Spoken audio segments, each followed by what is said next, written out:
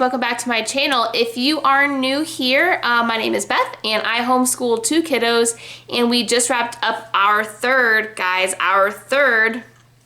complete homeschool year. And so I thought I would do a quick review today about all of the read alouds that we chose for this year, and the poetry and our Bible books, I guess. I know it's like the end of the year and everyone is kind of watching like review videos, and so these are the read alouds that my family loved, and I had my kids rate them, and I will show you which ones we loved the most, which ones we did not really like, and then kind of just which ones were in the middle. Now, I will start with Bible because I loved what we did for Bible this year. My kids are still really young, so my oldest is 7, and then I have a 5-year-old. And we chose to do the Jesus Storybook Bible, and I absolutely love the Jesus Storybook Bible.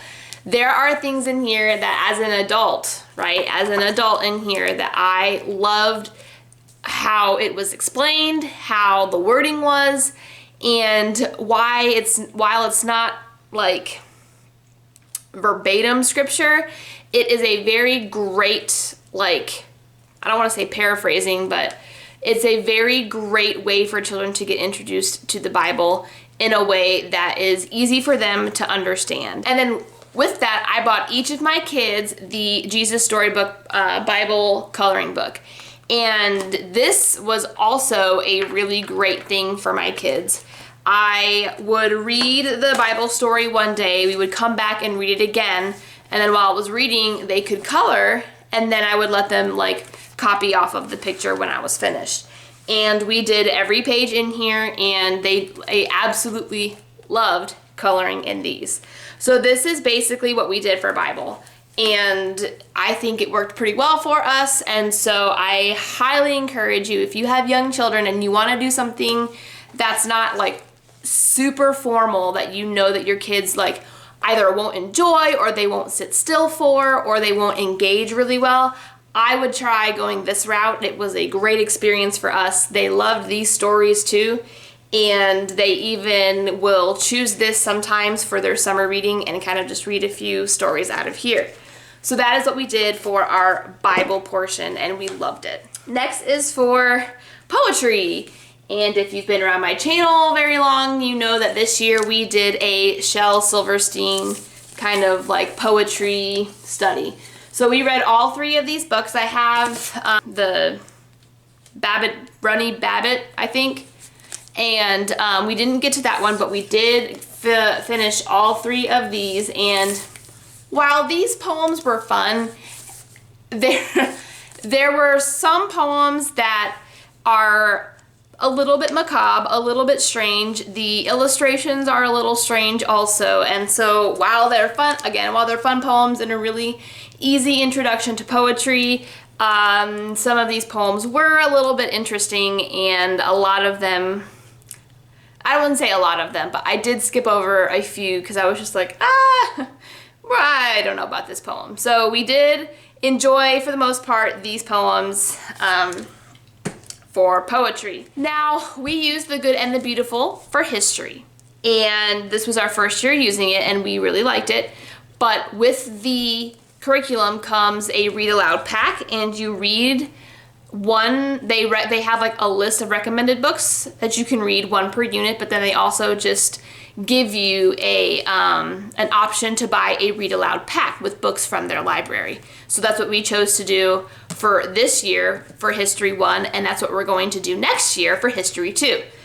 We actually really liked the books that they chose out. These are the 4 books that they chose out for the History Read Aloud pack.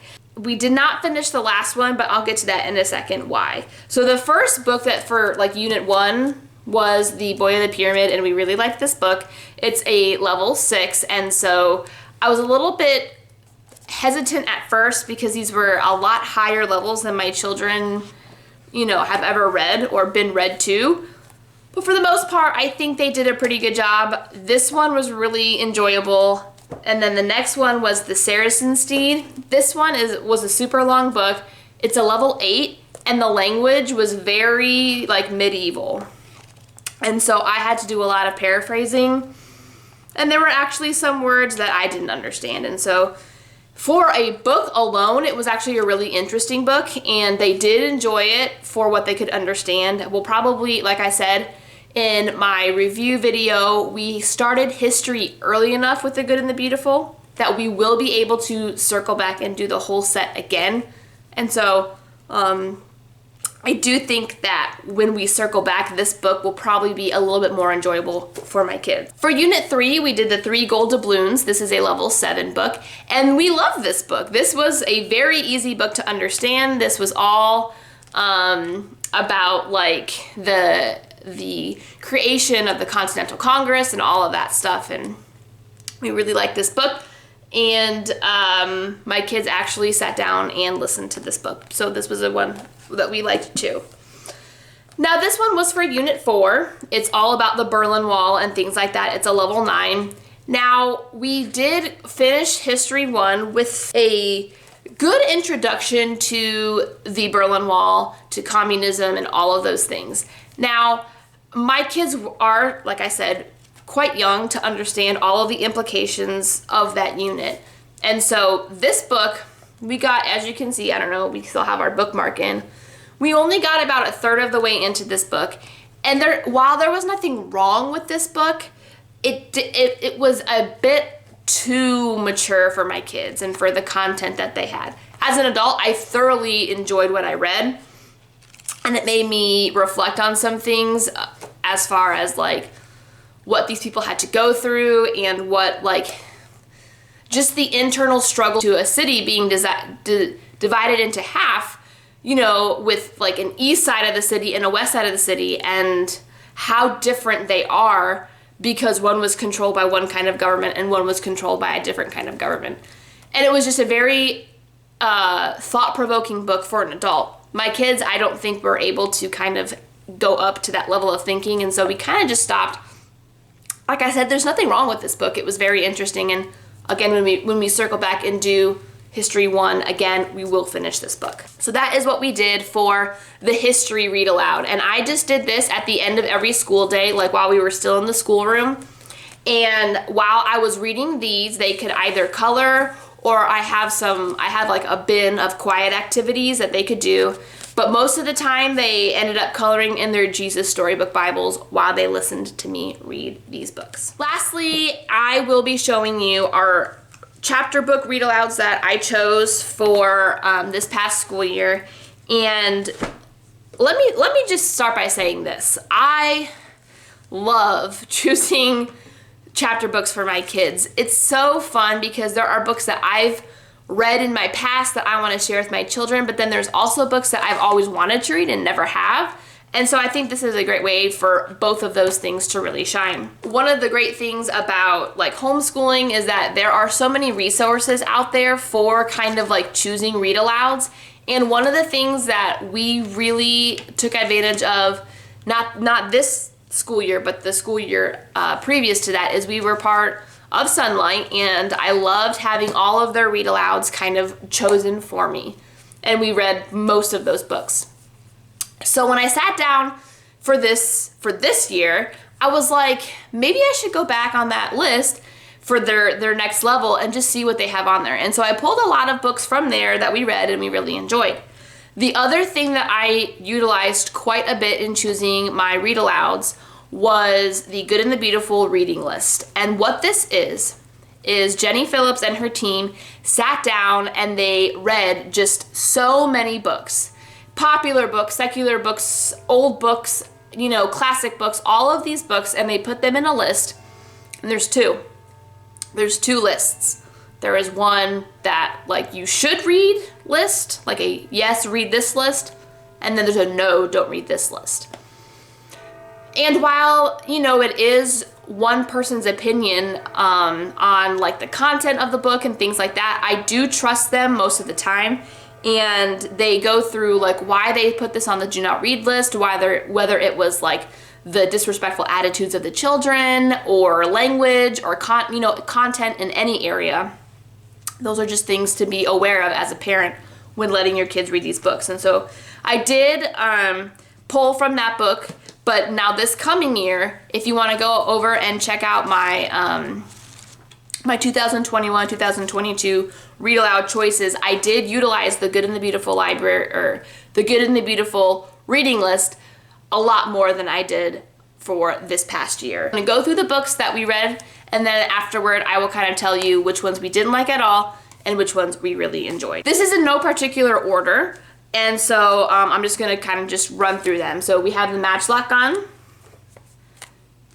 Babe, Paddington, Nate the Great and the Musical Note, Nate the Great, The Year of the Baby, Owls in the Family, Little Pear, Henry Huggins, Nim's Island, Pippi Longstocking, McBroom's 1 Acre Farm, The Jungle Book, and the Billy and Blaze collection. When I first set out to create my reading list for this year, I had 3 other books on here, like in my collection, that I wanted to read this year.